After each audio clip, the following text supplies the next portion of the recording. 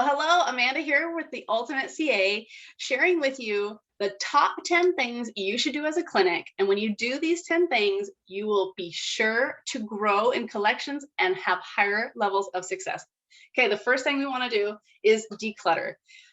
Get rid of all the things you don't need, and you should always be decluttering on a schedule at least once a year. There's that thing that you always see in the corner, oh, I should throw that away, or oh, I should donate that. Do it now. Get rid of those things. They're carrying dead anchor weight, and then you just have to get it out. So declutter, look around. What don't we need? What do we need? Do we need to bring in some more organizational items that we can clean up an area with? Or do we just need to get rid of it because we don't utilize it any longer or never even did? Number two, having written down goals. So only 3% of the population, that means 97 of you people, do not have a written down goal. So 3% of people have written down goals.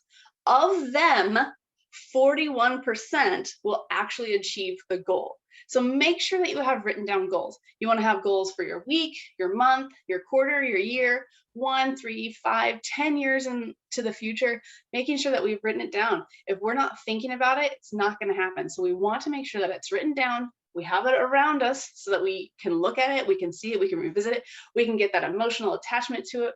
It's so incredible when you have it written down and then you achieve it. You're like, that's why I wrote that down. So make sure you have written down goals. Next one, your health. We have to be healthy. We have to be doing the right amount of sleep, a right amount of water, a great nutritional plan. We need to be working out. We need to be getting our chiropractic adjustments. We need to go to the dentist. We need to make sure that we are taking care of ourselves. If we're not healthy and can't sustain life, how are we supposed to share with other people, with other patients, with our friends, our families, other contributing people around us? We need to be an image that people want to reflect. So make sure that you are taking care of your health, and that is high priority for you and everybody that you're surrounded with. We want to make sure that we're healthy. Next, your schedule. Oh, the scheduling. There's a lot to that. Make sure that you have a schedule for your work so that you know what you're doing on Mondays, Tuesdays, Wednesdays, Thursdays, Fridays. You need to have a personal schedule. What time are you getting up? What are you getting accomplished before you get into the clinic? What are you doing in the evenings? What are you doing with your family? What's happening on the weekends? We want to make sure that these things are scheduled, because what gets scheduled gets managed. If you're like, oh yeah, I'll just do that later this week. Well, when are you going to do that later this week? Do you have a time to do those miscellaneous things? Or are you just going to like come Friday, like, oh man, I didn't get anything done? That's because you didn't have it scheduled. So make sure you have a really great refined schedule, but be open to it ebbing and flowing. But there should be established time where you're working on work, you're working on yourself, you're working at home, you're with your friends, you're with your family, you have your social life, and you have your other obligations. Everything fits. We all have the same amount of time, and some of us are really good at our schedule, and some of us need some work on our schedule. Number 5, your money flow system. If you're terrible with money, no money is going to come to you. If you're really great and diligent and have an exact, precise flow for your money, then money is going to come to you because you are a good steward of money. If you are throwing away pennies in the grass, why? Why is money going to come to you? Because you don't care about that penny? All of those things add up. You want to make sure that your bank accounts are in order. You want to make sure that your savings is in order. You want to make sure that you have an auto plan for taking care of your debt, that everything is regimented, it's all automated. You're not worrying about, oh my gosh, oh, today's the 17th, I've got a payment due on the 25th. None of those things are going to help you increase your success. You've got to get really good with your money so that we can get more, so that we can give more out. Number 6, your recall list, your clinic recall list. This is so powerful. You remember that moment where you're like, hey, I was just thinking about Susie, and then Susie calls and you're like, I was just thinking about you. That's how the recall list. So you need to make sure that A, you're tracking a recall list, and then B, you're doing something with your recall list. How are you contacting people in your life again? Are you texting them, emailing them, sending out a postcard? How are you maintaining your recall list and then utilizing it? It is such a powerful thing. Have a recall list and work that recall list. You've worked hard to get those patients in your clinic and they slipped through the cracks somewhere. So let's get them back by utilizing our recall list. Number 7, keeping your stats. How do we know where we're going? How do we know if we had like the best week ever or the most collections in a month? Well, because we were keeping stats, our metrics on these.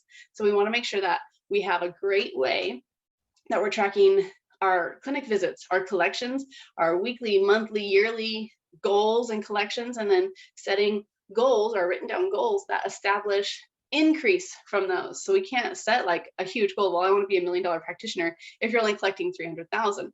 We need to have little bitty steps that we get to get up to that. So making sure that you have stats that you review, and then you take a look at like, oh, hey, why are we weak in this area? And then look at the systems that's with that. Look at the team member who's in charge of that. What's happening there? So we need to have those stats, and then we can work backwards to work on refining those systems to increase those stats. Number 8, the appearance of your clinic and your team.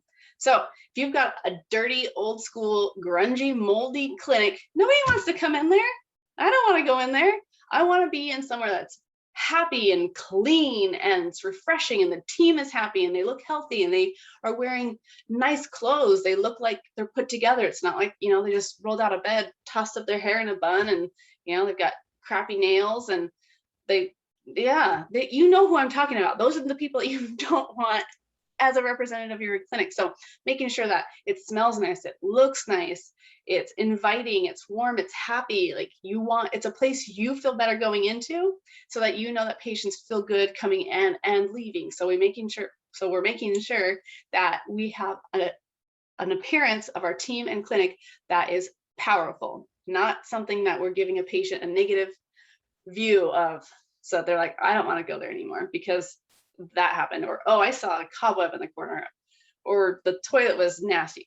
Things like this, things that we can be in control of. Okay, so like what we smell, what we see, what we hear, what they're feeling around, and the environment that we're providing for the patient. So making sure that our appearance is high quality. And number 9, our communication. How are your representatives of your clinic communicating with patients, with your staff, your team, and other people in the community? We want to make sure that we're using high-powered words, that we have practiced active listening, 2 ears, 1 mouth. We should listen more than we should speak. We want to make sure that when we're sending out text messages or emails, that the verbiage is correct, it looks good, we're not being curt, we're being courteous, making sure that our communication with each other is fair, it's accommodating, that we're listening to the needs of what's happening, and then we are responding instead of reacting. Our instinct is always to react, but there's times where you just need to take a step back and look at the whole situation and what's going to happen. How are we communicating with each other and our patients? Super key, making sure that we're using high-powered, quiet verbiage that's making the patient feel heard, understood, loved, and that we can help them. We always want to know, make sure that that patient knows that we can help them. We are here to help. I have your answers. You are great here. You can trust me with your care. That's what I want for our patients. I need to be a great high communicator, and so do you. And then number 10, what is our clinic system and our flow? Every office visit needs to be the same. It's the patient walks in the door and they always can expect the same steps. What does the new patient flow look like? What is your ROF setup? What happens if there's a different service, like a decompression or massage visit? Everything has to be documented. It has to be done the same way every time. The same way every time. That's how we master things. We do the same thing well, correctly, every time, 10,000 times. And that's when we become a master at it. So we want to make sure that our system flow is perfect. And we want to look at it every week and refine it just a little bit more and a little bit more and a little bit more, because that's what gets patients to pay, stay, and refer. And that's what we want. So let's review these 10 things. Declutter, we're going to have written down goals. Your health needs to be great. We have to have a great schedule in our personal lives and our professional lives. Get your money flow system put together, put a chart together. Let's get that done. Have a great recall system, making sure we're taking care of our stats, we're tracking our stats. What does our team and clinic look like? How are we appearing to the community, to the outward world? We have great high-level communication, and our system flow, clinic system and flow is on par and is repeatable every time. All right, get those 10 things done, and I promise you, you will see more success.